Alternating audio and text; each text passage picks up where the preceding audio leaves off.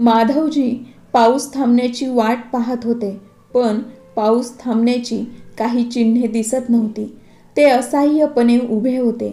आज जोरदार पाऊस पडत होता आणि पाऊस थांबण्याची काही चिन्हे दिसत नव्हती. कदाचित आज देवाला राग आला असेल. त्यामुळेच रस्त्याच्या कडेला डोळे नसलेले माधवजी कोपऱ्यातल्या काठीच्या साह्याने बाजूला धरलेली पिशवी हातात घेऊन उभे होते. कारण चहूबाजूंनी पावसाचे पाणी साचले असल्या कारणाने त्यांना बसायला जागा उरली नव्हती. पावसाप्रमाणे त्यांचे अश्रू थांबत नव्हते. असहाय्यपणे म्हातारे माधवजी पाऊस थांबण्याची वाट पाहत होते. शेडच्या छिद्रातून पडलेल्या पाण्याच्या थेंबाने ते पूर्णपणे भिजले होते आणि थरथरत होते. तेवढ्यात एक मुलगा पाण्यातून सायकलवरून जात होता. तेव्हा त्याला कोपऱ्यात उभे असलेले माधवजी दिसले. त्याने सायकल उभी केली आणि त्याच्या जवळ गेला आणि म्हणाला, बाबा, तुम्ही इथे का उभे आहात? तुम्हाला घरी जायचं आहे का? माधवजी प्रथम मुलाचा आवाज ऐकून हैराण झाले. कारण इतका वेळ माधवजींनी बऱ्याच लोकांकडून मदत मागितली, परंतु त्यांचे कुणीही ऐकले नाही. पण घराचे नाव ऐकून त्यांचे मन आणि डोळे दोन्ही भरून आले. ते पुटपुटत म्हणाले की माझं घर कुठे आहे? मुलाने त्यांना पुन्हा विचारले, काय झालं बाबाजी? तुम्हाला मदत हवी आहे का? माधवजी म्हणाले, बेटा, तू कोण आहेस? मुलाने जवळ येऊन सांगितलं की बाबाजी, माझं नाव राम आहे. मी तर पावसात खेळत होतो. चला, मी तुम्हाला तुमच्या घरी सोडतो. तो मुलगा अगदी निरागसपणे म्हणाला. त्याचा निरागसपणा पाहून माधवजींचे डोळे भरून आले. ते म्हणाले की बेटा, मला घरच नाहीये आणि डोळ्यांनी पाहू शकत नाही. मी तर रात्री इथेच झोपतो, पण आज इथेही पाणी भरलं आहे. राम निरागसपणे म्हणाला, बाबाजी, तुम्ही माझ्या घरी चला ना. तुमचे कपडे ओले झाले आहेत. मी आईला सांगून ते वाळवून देईन. एक मूल खूप आत्मीयता दाखवत होतं आणि एक आपलेच होते, जे त्यांना या अवस्थेत सोडून माहीत नाही कुठे निघून गेले होते. पण एक अज्ञात देवदूत राम त्यांना त्यांच्या घरी जाण्यासाठी आग्रह करत होता.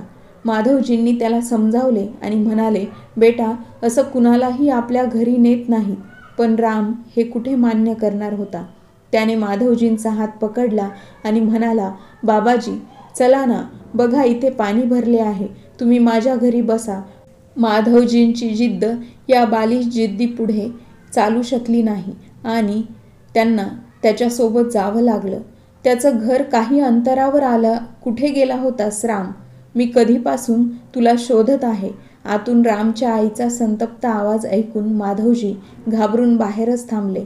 मग त्यांनी आपल्या कपड्यांचा विचार केला आणि विचार केला की माझ्यासारख्या फाटक्या भिकाऱ्याला आपल्या घरात पाहून या माऊलीला वाईट वाटेल. हा तर बालक आहे, नादान आहे. मला इथून निघून जायला हवं. आयुष्यात इतका अपमान सहन केल्यानंतर मी आता आणखीन अपमान सहन करू शकणार नाही. आणि माधवजी आपली काठी टेकवत शांतपणे दबक्या पावलाने तिथून निघून गेले. बाहेर निघाल्यावर पावसाचा जोर अजून वाढला होता. त्यामुळे जोरात चालत एका झाडाखाली बाकावर येऊन बसले. पावसाचे थेंब झाडावरून हळुवारपणे पडत होते, म्हणून त्यांनी आपल्या पिशवीतून ती मळलेली चादर काढली आणि स्वतःला झाकून तिथेच बसून राहिले. माधवजी 2 वर्षापासून भीक मागून आपला उदरनिर्वाह करत होते. मळलेले फाटलेले कपडे त्यांची गोष्ट सांगण्यासाठी पुरेसे होते. पाऊस थांबला आणि माधवजी संध्याकाळी झाडाखालून उठले आणि निघाले. पण पावसात भिजल्यामुळे आत्तापर्यंत ते तापाने फणफणत होते, तापले होते. हळूहळू अंधारही पडत होता आणि सगळीकडे पाणी साचल्यामुळे आज त्यांना जागा मिळाली तिथे त्यांनी दुसरी चादर काढली आणि खाली अंथरली आणि पिशवीची उशी करून ओली चादर अंगावर ओढून झोपून घेतले. आज पावसामुळे शेजारील चहा नाश्त्याच्या दुकानावर लोकांची मोठी गर्दी झाली होती. काही वेळाने त्यांना कुणीतरी धक्का देऊन उठवले. माधवजी अचानक उठून बसले आणि म्हणाले, कोण आहे? तेवढ्यात आवाज आला, अरे मम्मी, बघ, हे बाबाजी आहेत. अरे, हा तर त्याच बालकाचा म्हणजेच रामचाच आवाज आहे. माधवजी तोंडातल्या तोंडात पुटपुटले. तेव्हा ती महिला त्यांना म्हणाली, हो अंकलजी, रामच आहे. कधीपासून घरी मला बोलवत होता, तो तुम्हाला शोधायला सांगत होता. कधीपासून तो तुम्हाला शोधत आहे. आज जेव्हा कोणी माधवजींना इतक्या प्रेमाने संबोधले तेव्हा त्यांचे मन आनंदाने भरून आले, त्यांचे डोळे भरून आले. ते म्हणाले, बेटा, मला दिसत तर नाही, पण बघता मी सांगू शकतो, हे मूल नाही तर देवाचं रूप आहे. ती बाई म्हणाली, अंकलजी, हा देव नाही तर शैतान आहे. यावर माधवजी हसले आणि म्हणाले, अरे देव तर शैतान आणि भोळेही असतात. ती बाई त्यांच्याकडे बघून हसली आणि म्हणाली, काका, मी आत्ताच आले आहे. मी तुमच्यासाठी चहा आणि काहीतरी खायला आणते. असं म्हणत तिने शेजारील दुकानात जाऊन चहा आणि खाण्याचे पदार्थ आणून त्यांना दिले. माधवजी ते घेत नव्हते, पण ते मूल म्हणाले की बाबाजी, तुम्ही माझे मित्र आहात ना, मग तुम्हाला ते घ्यावेच लागेल. माधवजी मुलाच्या विनंतीला विरोध करू शकले नाहीत आणि त्यांनी ते सामान स्वीकारले. ती बाई म्हणाली, अंकलजी, रात्री इथे झोपता का तुम्ही? माधवजी आपल्या नशिबाला कोसतच होते आणि आपल्या घराची, कुटुंबाची आठवण काढू लागले होते. ते त्यांची शांतता पाहून त्या महिलेने घरी जाऊन त्यांच्यासाठी ब्लँकेट आणि खाली अंथरण्यासाठी गादी आणून दिली.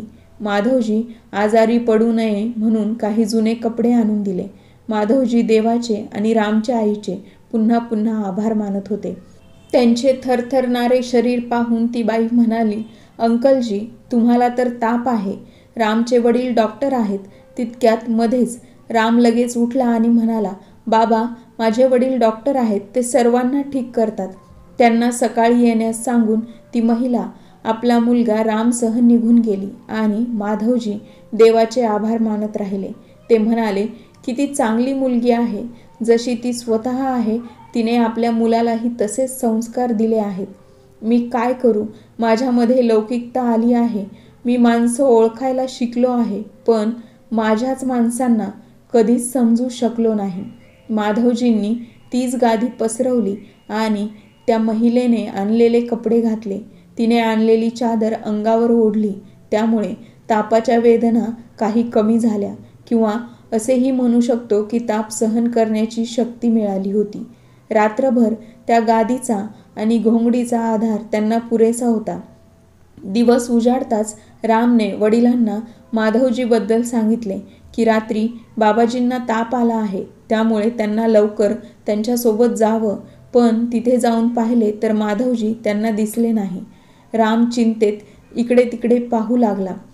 त्याच्या वडिलांनी शोधण्याचा प्रयत्न केला, मात्र तरीही ते सापडले नाहीत.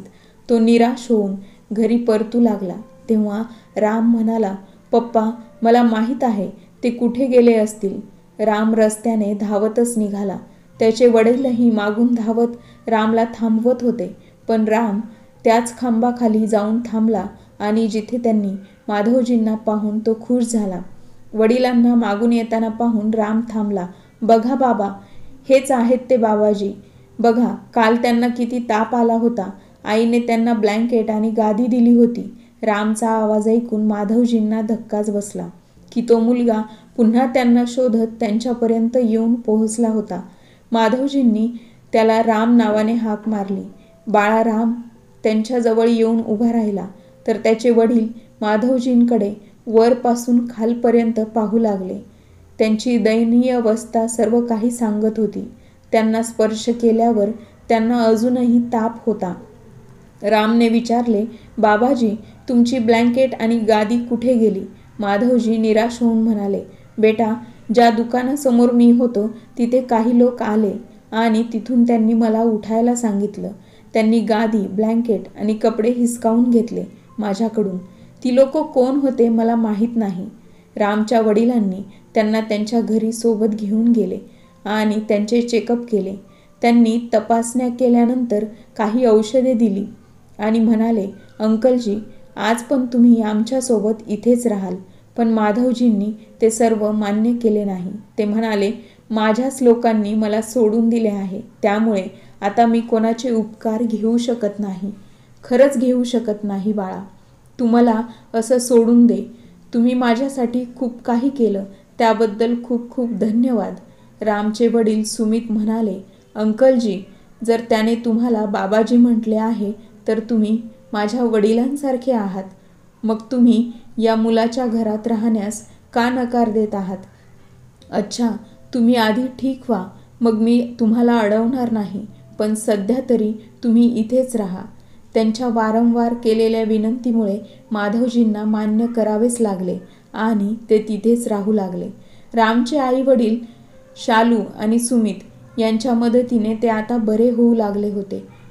भरपूर आराम आणि सकस आहार आणि वेळेवर काळजी घेतल्याने त्यांच्या तब्येतीत लक्षणीय सुधारणा झाली होती आणि आता ते यापुढे फाटलेल्या कपड्यात राहणारे व्यक्ती राहिले नव्हते.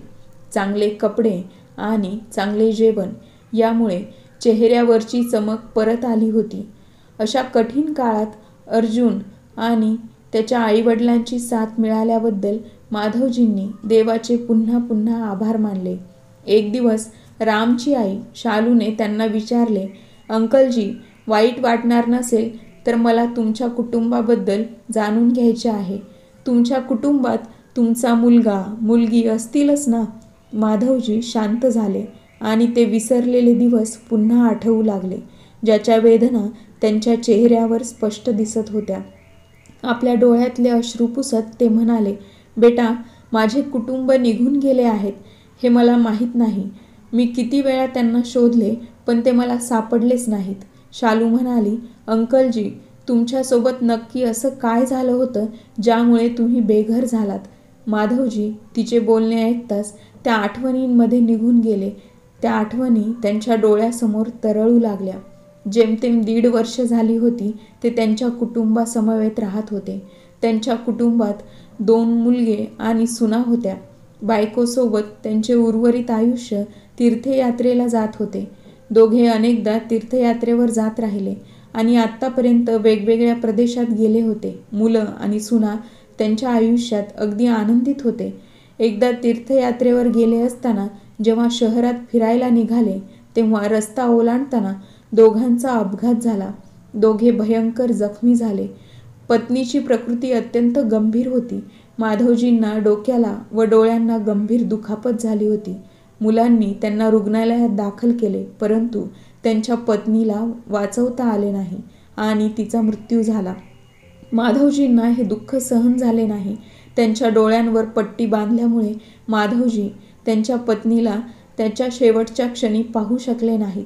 पत्नीच्या दुःखात जळत असलेल्या माधवजीवर काही दिवसांनी दुःखाचा आणखीन एक डोंगर कोसळला. त्यांचे डोळे आता काही पाहण्यास सक्षम नव्हते. त्यांची दृष्टी त्यांनी गमावली होती. नशिबात रडण्याशिवाय दुसरा मार्ग उरला नव्हता. जेव्हा हॉस्पिटलमधून घरी परत आले तर त्यांच्या सुनांना आपल्या आंधळ्या सासऱ्यांची काळजी घेण्यात अडचणी येऊ लागल्या. मुले दिवसभर ऑफिसमध्ये असताना दोन्ही सुना आपलं काम एकमेकींवर पुढे ढकलत होत्या.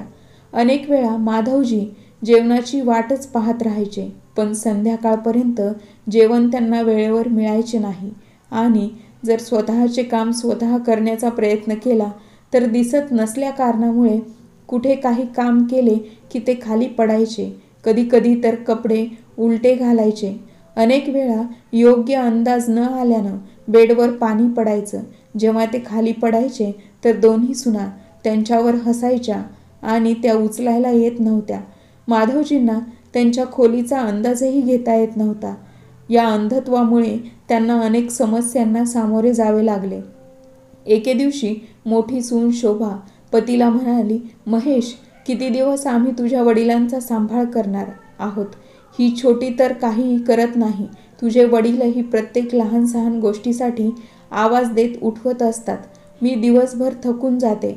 आता मी ते करू शकत नाही. त्यांचं आता काहीतरी निर्णय घ्यावा लागेल. महेश म्हणाला, आता मी काय करू? त्यांनाही तीर्थयात्रेला काय जायचं होतं. देव जाणे आता कोण करेल त्यांचं. इकडे धाकटी सून राखी पती नरेशला हेच म्हणत होती, हे बघा नरेश, तुझ्या वडिलांना कुठेतरी नेऊन सोड, नाहीतर त्यांच्या कामासाठी एखादा नोकर ठेव. मी तर आता काहीच काम करू शकत नाही. मोठी दिवसभर तिचे काम माझ्यावरच सोपवते आणि मी एकटीच करत राहते. तुझा बापही खूप नखरे करतो. नरेश म्हणाला, राखी, जर आपण नोकर ठेवला तर त्याचा खर्चही आपल्यालाच करावा लागेल ना. मोठा भाऊ तर देणार नाही आणि सगळा भार आपल्या एकट्यालाच उचलावा लागेल. नौकर ठेवणे मूर्खपणाचे ठरेल. होय, पण आपण त्यांना कुठेतरी सोडू शकतो. राखीने नरेशला मोठ्या भावाशी बोलण्याची सूचना केली. तेव्हा नरेश गेला आणि मोठा भाऊ महेशला म्हणाला, भाऊ, पप्पांचे काम करणे आता अवघड आहे. राखी दिवसभर गुंतलेली असते. हीच गोष्ट महेशने त्याची पत्नी शोभाबद्दल सांगितली. तर नरेश म्हणाला, भाऊ, पप्पासाठी तर नोकर ठेवण्याचे योग्य आहे, पण त्याचा खर्च कोण उचलणार? शोभा मध्येच म्हणाली की आम्ही तर नाही उचलणार. आम्ही कुठून पैसे आणणार? राखीसुद्धा हेच म्हणाली. आमच्याकडे कुठे पैशांचं झाड लागलं आहे का? आम्ही तरी कुठून आणणार? पैशांची मोठी अडचण निर्माण झाली होती. पण बराच वेळ दोघांनी विचार केला आणि नोकराचा खर्च वाटून घ्यायचा असे ठरले. काही दिवसातच माधवजींसाठी एक नोकर सापडला आणि त्याला कामावर ठेवले गेले. पण त्याचे टोमणेही सुना माधवजींना देऊ लागल्या. हा म्हातारा तर आंधळा होऊन बसलाय. मुले आणि सुनांवर ओझं व्हायलाही लाज वाटत नाही. यांना शोभाचे तीक्ष्ण शब्द माधवजींना कानावर पडायचे तेव्हा त्यांना फार दुःख व्हायचं. कारण आता ते स्वतः लाचार झाले होते आणि इच्छा असूनही काहीच करू शकत नव्हते. आता दोन्ही सुना नोकराचा छळ करू लागल्या. माधव याच्या कामासोबतच त्यांना घरची कामेही देऊ लागल्या. एकाचं आधी काम केलं तर दुसरी म्हणायची की आम्ही पैसे देतो. नोकराची चिडचिड होऊ लागली. नोकर आता परेशान राहू लागला. एके दिवशी नोकर कामावर आलाच नाही तर त्या दिवशी दोघीही आपापल्या खोलीतून बाहेर आल्याच नाहीत. दुसरीकडे माधवजी भूक आणि तहानेने त्रस्त होते, परंतु कोणालाही त्यांच्यावर दया आली नाही. जेव्हा त्यांनी स्वतःचे अन्न शोधण्याचा प्रयत्न केला तेव्हा स्वयंपाकघरातून वस्तू पडल्याचा आवाज ऐकून दोन्ही सुना धावतच किचनमध्ये आल्या. त्यांनी पाहिले की किचनमध्ये काचेचे सामान खाली पडून फुटले आहे. माधवजींना तेथे पाहून शोभाने त्यांच्या अंगावर हात उचलला. ती जोरजोरात मारताना म्हणाली, एकतर तुझ्यामुळे नोकर पळून गेला म्हाताऱ्या, आणि इतके सामान, इतके नुकसान करत आहेस. आता या सगळ्याचे बिल कोण भरेल? अंध माधवजी जमिनीवर पडून त्यांच्या सुनांच्या हातून मार खात होते. खाली पडलेले काचेचे तुकडे त्यांना टोचत होते. मात्र दोघी त्यांना एवढी मारहाण करत होत्या की त्यांच्या शरीरातून वाहणारे रक्तही त्यांना दिसत नव्हते. काच लागल्यामुळे त्यांच्या शरीरावर बऱ्याच जखमा झाल्या होत्या आणि माधवजी वेदनेने रडत होते. आता तर सुनेचा हात रोज त्यांच्याकडे उठत होता, कारण तो नोकर परत कधी आलाच नाही आणि त्याचा सगळा राग माधवजींवर निघू लागला. इतके वाईट जीवन जगणारे माधवजी हे सर्व सहन करण्यासाठी मजबूर होते. त्यांच्या जखमा भरत नव्हत्या आणि आता त्यातून रक्तस्राव होऊ लागला होता. मुलांनी त्यांना सरकारी दवाखान्यात दाखल केले, पण त्याआधी हॉस्पिटलच्या नावाने काही कागदपत्रांवर त्यांच्या सह्या करून घेतल्या. माधवजींना रुग्णालयात बरे होण्यासाठी बराच वेळ लागला. त्यांना घरच्यांबद्दल विचारले असता ते काहीच सांगू शकत नव्हते. इतक्या दिवसात त्यांना कोणी दवाखान्यात भेटायलाही आले नाही. तेव्हा माधवजी बरे झाले आणि स्वतः त्यांच्या घराच्या पत्त्यावर पोहोचले तेव्हा त्यांना समजलं की संपूर्ण कुटुंब घर विकून कुठेतरी निघून गेले आहेत. माधवजी असहाय्यपणे कितीतरी वेळ घराबाहेर बसले, मग तिथून उठून मंदिरात निघून गेले. दररोज देवाची प्रार्थना करायचे आणि वारंवार घरी यायचे की कदाचित कोणीतरी त्यांना भेटेल. पण अंधत्वाचा फायदा घेत त्यांच्यासोबत विश्वासघात केला गेला होता. घर आपल्या नावावर करून विकले गेले होते. माधवजींचा असा किस्सा ऐकून शालूच्या डोळ्यात पाणी आले. अंकलजी, तुमच्यासोबत फार वाईट झालं.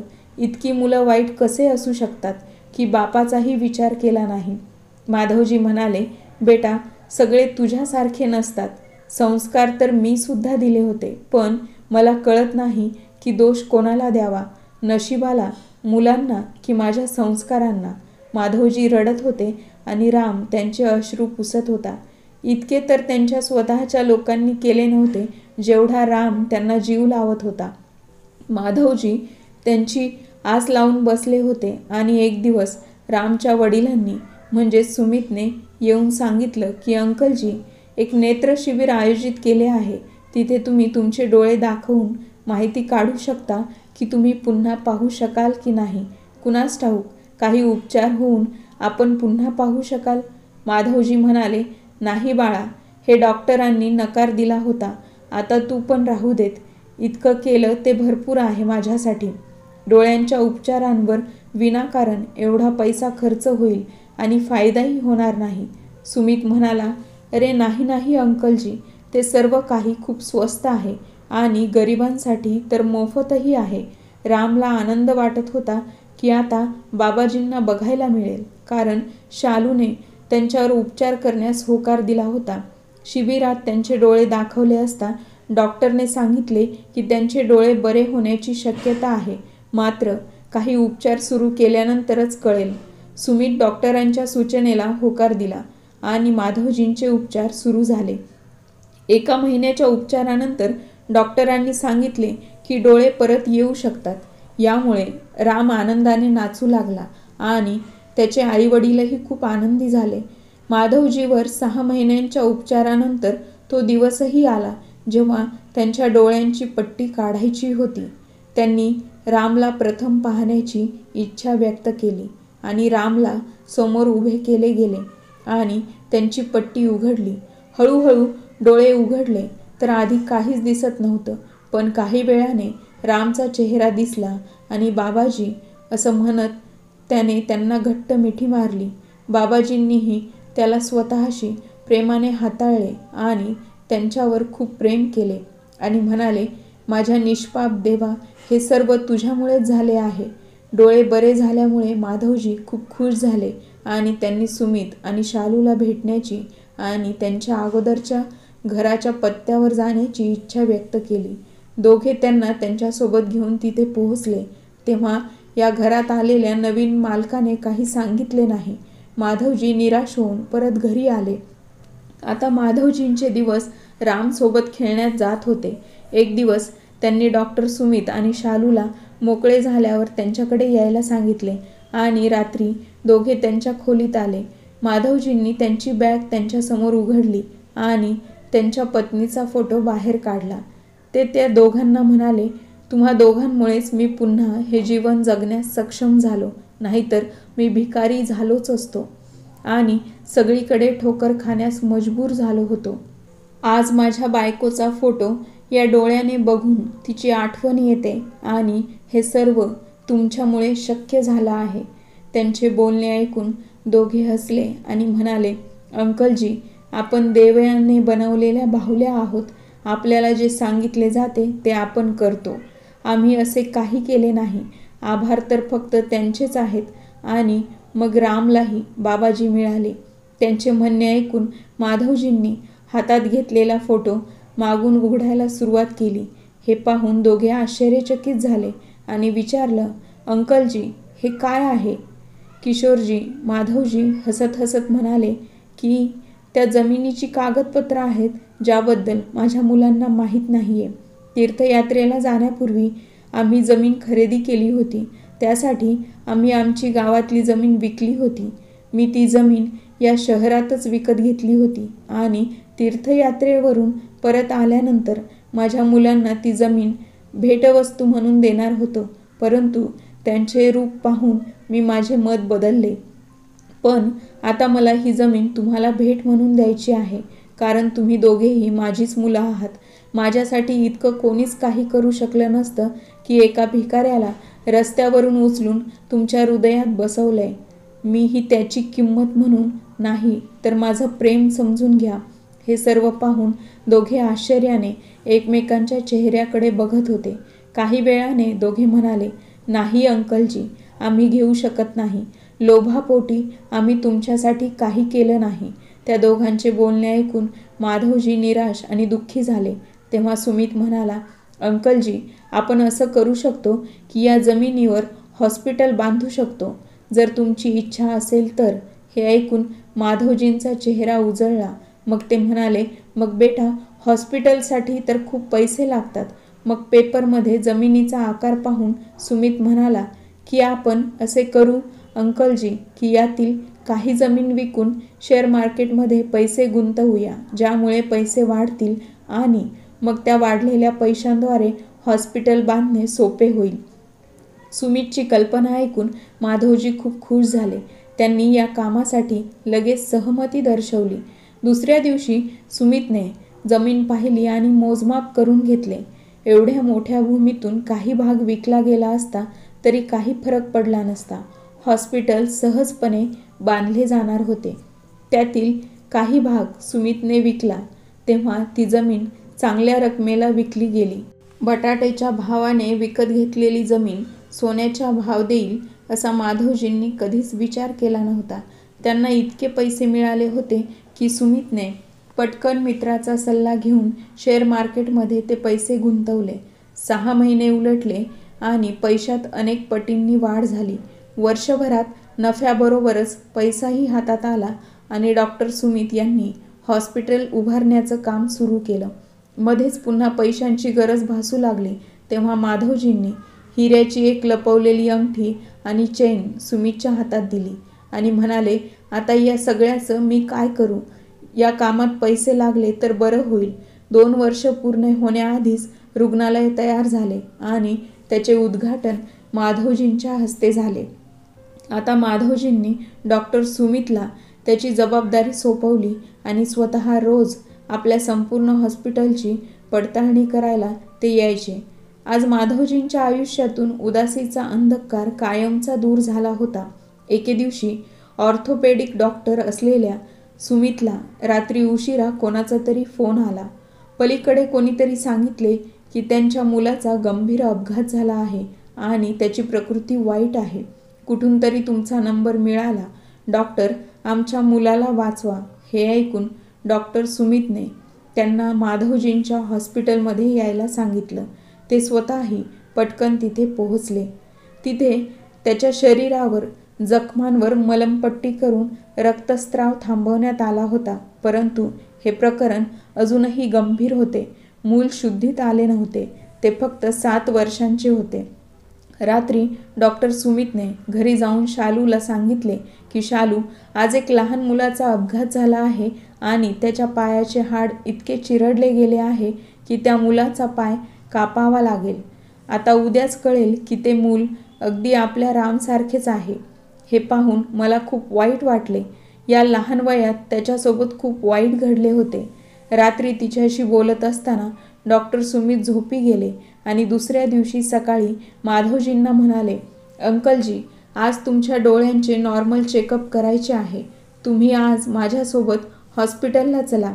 असे काही अधिकारी येणार आहेत आणि त्यांना तुम्हाला भेटायचं आहे. डॉक्टर सुमित माधवजींना घेऊन हॉस्पिटलमध्ये गेले. माधवजी त्यांच्या खोलीत काही लोकांशी मीटिंग घेऊ लागले. जेव्हा दोघेही आत पोहोचले तेव्हा नर्स धावतच तेथे आली आणि म्हणाली, डॉक्टर, काल आलेल्या मुलाचे आई वडील खूप रडत आहेत. ते मूल काही बोलत नाही, फक्त छताकडे पाहत आहे. सगळे लोक टेन्शनमध्ये आहेत आणि आपलीच येण्याची वाट पाहत आहेत. हे ऐकताच डॉक्टर सुमितने त्या मुलाच्या खोलीकडे धाव घेतली. डॉक्टर सुमितने जाऊन बेडवर गप्प पडलेल्या या मुलाकडे पाहिले. जणू काही त्यांच्या शरीरात श्वासोश्वास सुरू होता, पण त्याच्यात काहीच हालचाल होत नव्हती. कदाचित हा अपघाताचा धक्क्याचा परिणाम असावा. काही अधिकाऱ्यांसोबत बैठक समोरून माधवजी त्यांच्या खोलीतून बाहेर आले तेव्हा मागून आत आल्यावर त्यांना धक्काच बसला. या मुलाचे आई वडील दुसरे तिसरे कुणी नसून त्यांचा मुलगा आणि सून शोभा आणि महेश होते. माधवजींची नजर बेडवर असहाय्य अवस्थेत पडलेल्या आपल्या नातवावर पडली तेव्हा त्यांचे हृदय तुटले. महेशने जेव्हा आपल्या वडिलांना तिथे पाहिले तेव्हा त्याला आश्चर्य वाटले की त्यांचे डोळे कसे बरे झाले आणि ते इथे कसे. महेशच्या मनातील प्रश्न माधवजींनी टिपले होते. तितक्यात मागून शोभाचा आवाज आला, डॉक्टर साहेब, कृपया माझ्या मुलाला वाचवा. त्याला काय झाले माहीत नाही. मुलाकडे पाहून डॉक्टर सुमित हळूच म्हणाले, आता या मुलाचा पाय कापावा लागेल, कारण संसर्ग पसरला तर त्रास होईल. डॉक्टरांचे म्हणणे ऐकून रडणाऱ्या शोभाकडे माधवजी लक्षपूर्वक पाहत होते. तीच शोभा होती जिचा एवढा छळ माधवजींनी काही न बोलता सहन केला होता. डॉक्टर सुमित त्या मुलाला तपासायला सुरुवात केली. तेवढ्यात शोभाचा आवाज त्यांच्या कानावर आला. हा तुझा बाप इथे काय करत आहे? त्याला इथून निघायला सांग. तो माझ्याकडे कसा बघत आहे. व डॉक्टर सुमितने त्यांचे संपूर्ण बोलणे ऐकले आणि मागे वळून पाहिले आणि म्हणाले की हा माणूस या हॉस्पिटलचा मालक आहे. मॅडम, हे माझे नाही, त्यांचे हॉस्पिटल आहे. शोभा हे ऐकून हक्काबक्का झाली. एवढं मोठं हॉस्पिटल कसं बांधलं या म्हाताऱ्याने? बस, हाच सगळा विचार शोभा मनातल्या मनात करू लागली, ज्यावर महेशलाही आश्चर्य वाटले.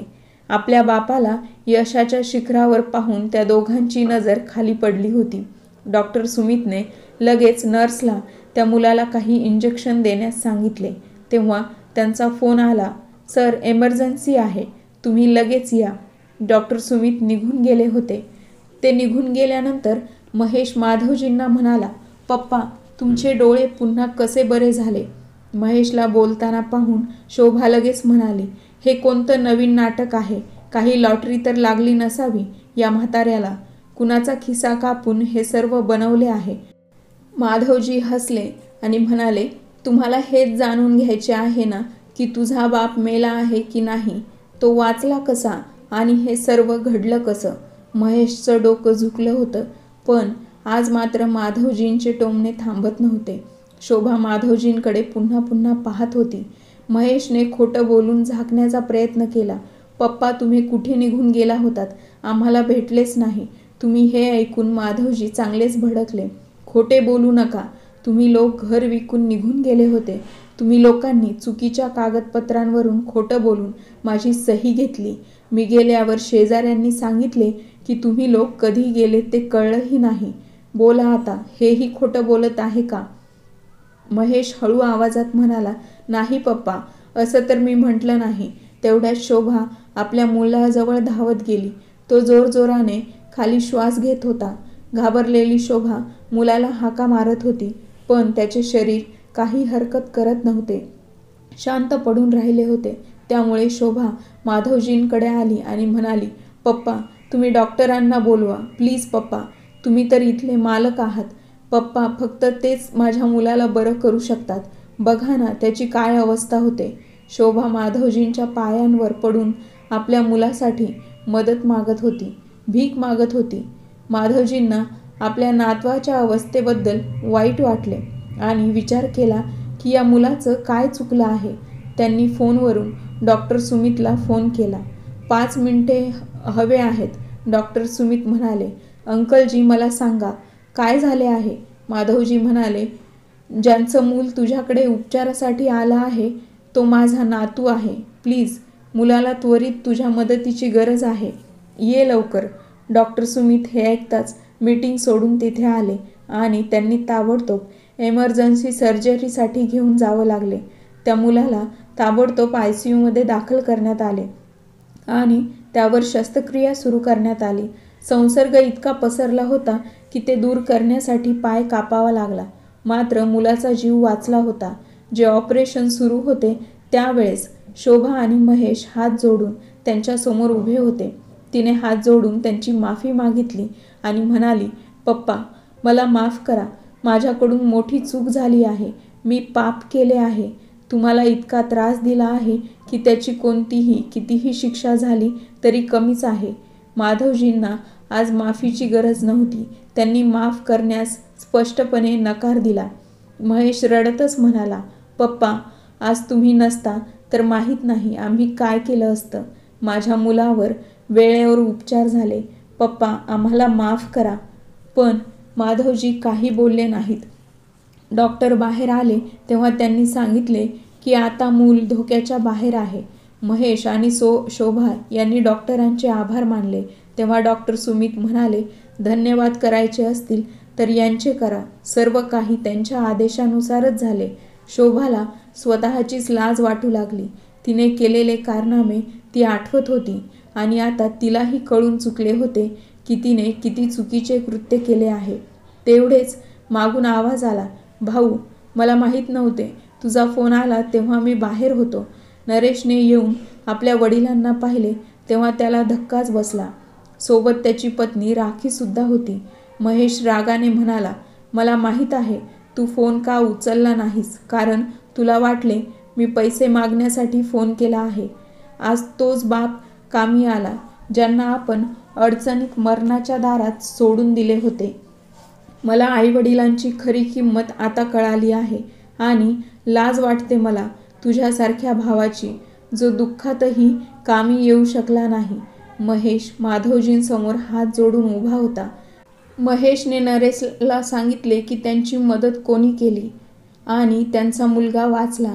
ज्या वडिलांना आपण ओझे समजून त्यांना बेघर केले, आज ते करोडोंच्या या हॉस्पिटलचे मालक आहेत.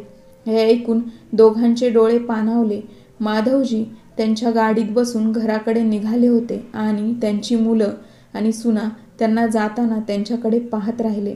माधवजी ज्यावेळी संकटात सापडले होते तेव्हा हीच मुले त्यांना सोडून निघून गेली होती आणि आज जेव्हा नशिबाने त्यांची साथ सोडली तेव्हा माधवजींनीच त्यांना साथ दिली होती. प्रत्येकाची परिस्थिती कधी कशी बदलेल सांगता येत नाही. त्यामुळे आपल्या आईवडिलांना कधी दुखावू नका, अंतर देऊ नका, कारण ते कसेही असले, कुठेही असले तरी आपली काळजी नेहमीच करत असतात. जशी माधवजींनी त्यांच्या मुलांची काळजी घेतली होती, ज्यांनी त्यांना त्यांच्या आंधळेपणात सोडून दिलं होतं.